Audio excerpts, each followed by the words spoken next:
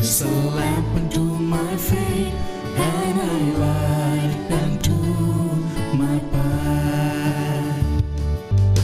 Thy word is a lamp unto my feet and a light unto my path.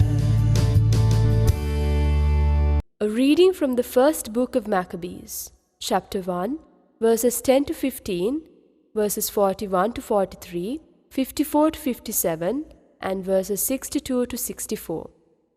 From the descendants of Alexander's officers, there sprang a sinful offshoot, Antiochus Epiphanes, son of King Antiochus, once a hostage at Rome.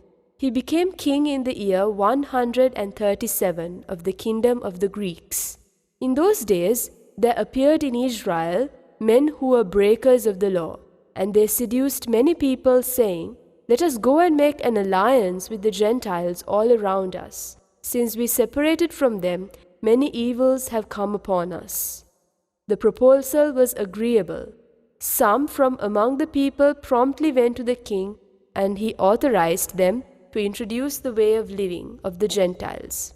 Thereupon they built a gymnasium in Jerusalem, according to the Gentile custom.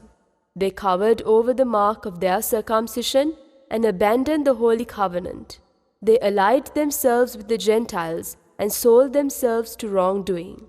Then the king wrote to his whole kingdom that all should be one people, each abandoning his particular customs. All the Gentiles conformed to the command of the king, and many children of Israel were in favor of his religion. They sacrificed to idols and profaned the Sabbath.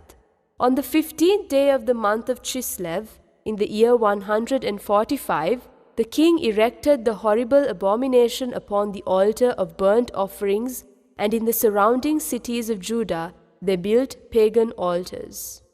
They also burned incense at the doors of the houses and in the streets.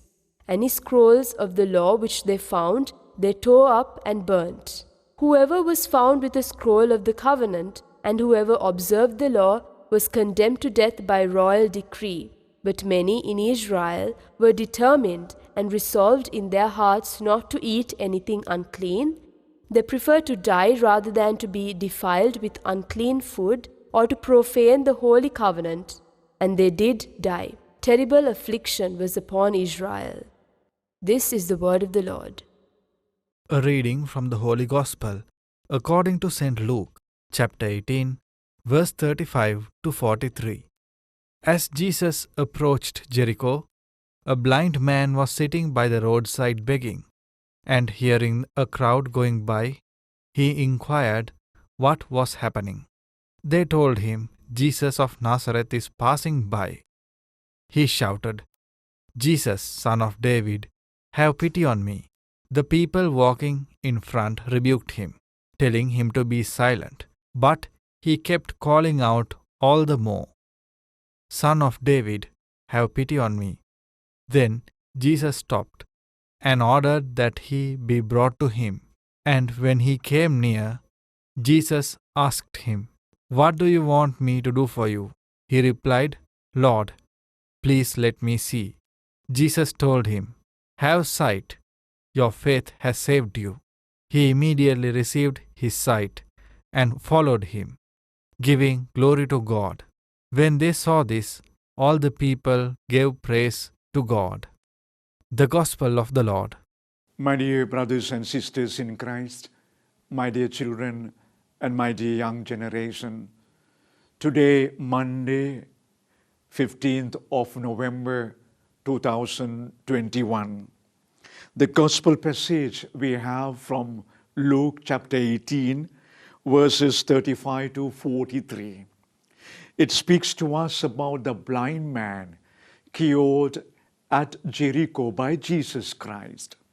Now, while we speak about the blind man being cured, at the same time, in some parts of the church, we are celebrating also a feast of St. Albert the Great from Cologne in Germany, a bishop who was a veteran of all subjects, who has given so much to the church.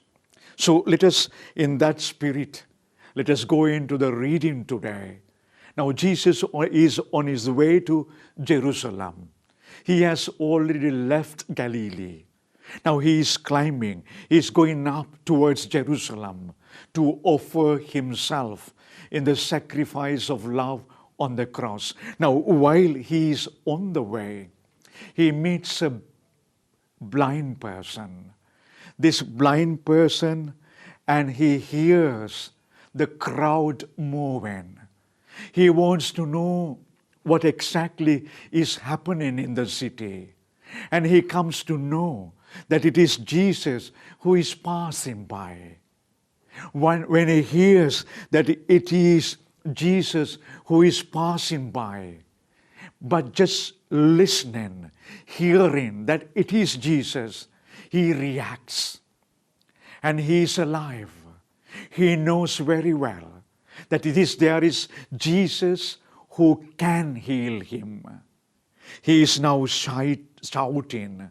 He is saying, he recognizing in Jesus Christ the healer, the Messiah, the Son of God, the Redeemer of the bondage of blindness, that he trusts in Jesus. He shouts, he's asking, Lord, have mercy on me. Give me back.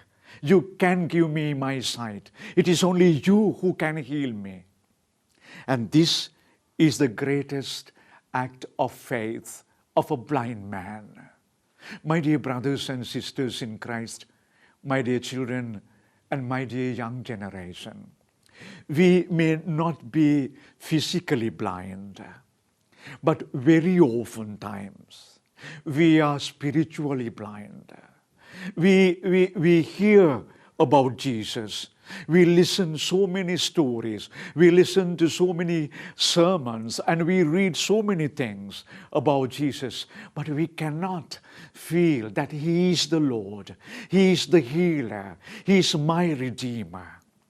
We have to enter into the shoes of this blind person in Jericho by just listening and hearing the sound of the crowd.